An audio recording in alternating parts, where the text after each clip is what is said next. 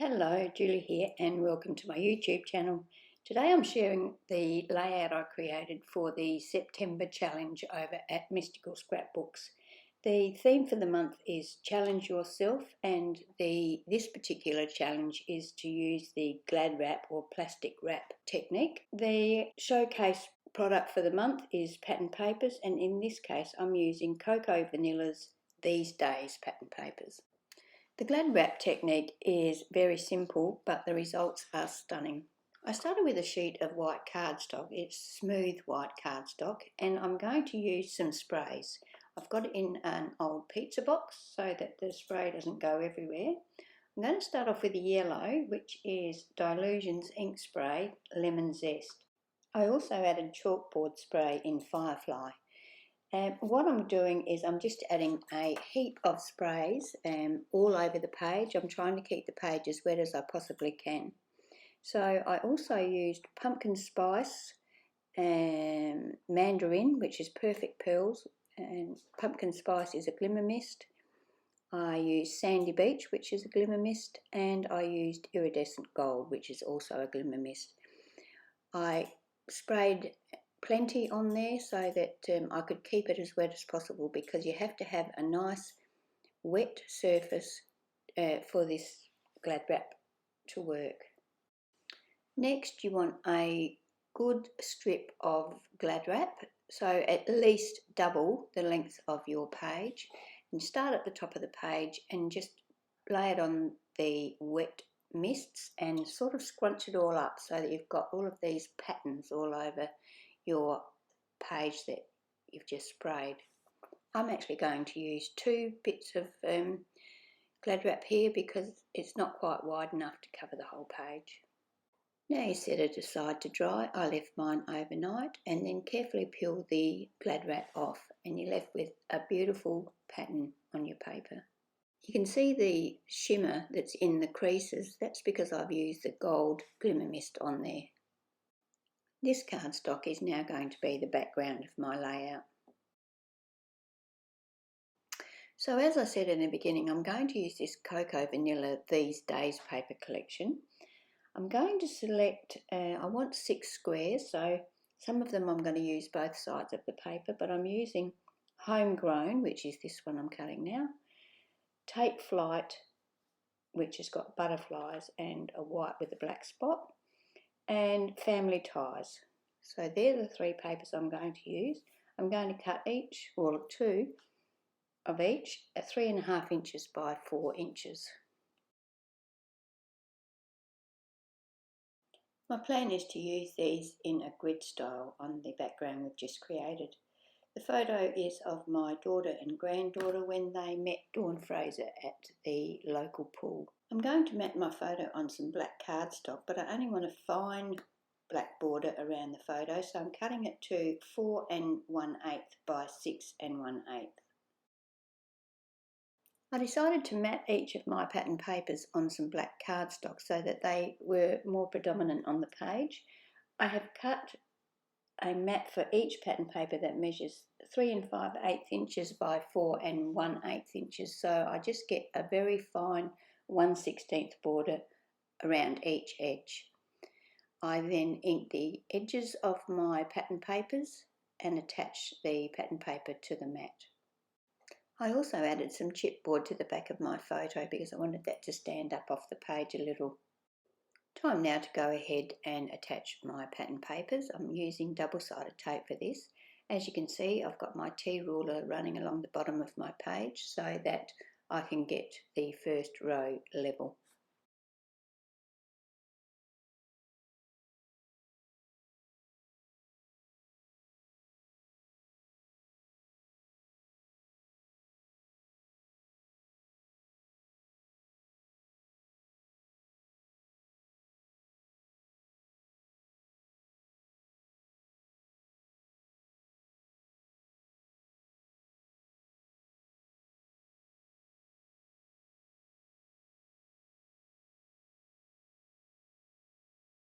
Next I attach my photo to the layout. Because I've got chipboard on the back of this, I'm going to use my art glitter glue to attach the photo to the layout. I just think it's more secure.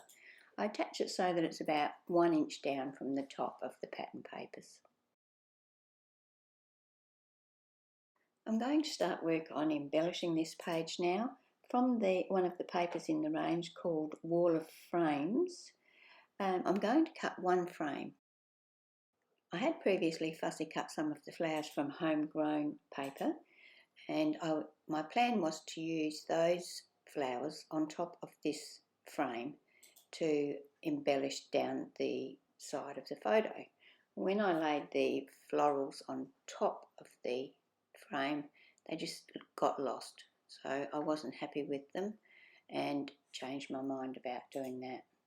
So what I decided to do was use my Lifestyle Crafts Nesting Flowers die and some of the homegrown paper and the Wall of Frames paper, and cut those out. I also used my Memory Box Cottage Leaf die to cut some leaves from the green spot, which is the family ties. I inked around the edge of everything, and once I inked around the edge of the, I think it's 4 layers I did for each flower, yep, 4, I scrunched them up. So I just screwed them up in my hand and then straightened them out again. When I'd done that for each layer, I used my art glitter glue to stick the flower together. I wanted to make a small cluster in the top left section of my layout, so I cut some of the homegrown, a thin strip, and matted that onto some black so that it had the same fine border as everything else on the page. And then I used family ties and punched along the edge of that using a Martha Stewart punch. I don't know what the name of the punch is, they don't seem to put names on them. Then I trimmed that down and matted that onto some black cardstock that I punched along the edge of as well so that it matched up. I added the 2 strips to the top left section of the layout so that they were staggered in so you could see the scallop piece below the straight piece. I attached these with my art glitter glue, and then I added 2 of the fussy cut flowers to that.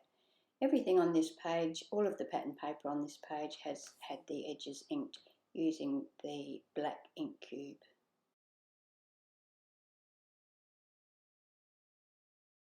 Next I attached the 2 handmade flowers and the die cut leaves to the bottom left section of the photo. The frame that I had fussy cut, I used my glue and attached that to the right hand edge of the photo. I added 2 of the small wood buttons to the centre of the flowers. I wanted to put a row of pennants under the photo, so I used a die to cut some. You could just cut triangles if you don't have the die because they're just plain triangles. And once I'd cut those, I cut them from the Wall of Fame paper. Then I matted each one of those on some black cardstock so that they worked in with the rest of the layout. Then I used my reversible tweezers and some art glitter glue to attach them to my layout.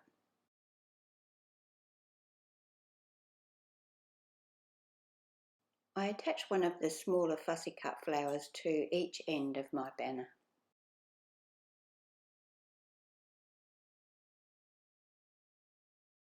The title for this page is some Memory Maze Chipboard from the Card Sentiments 2 pack. I actually heat embossed this with white embossing powder, and I did that in a techniques video. I'll put a link to that video in the description box below if you want to see. I think it was 6 different ways that I changed the look of some chipboard, so I'll pop that in the description box if you want to check it out.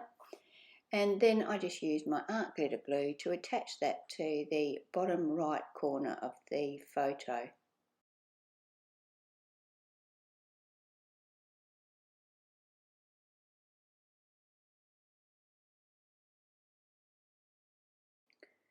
The layout didn't look complete, so I used my Uniball Eye Micro black pen to draw a double scribbly border around the outside of the page.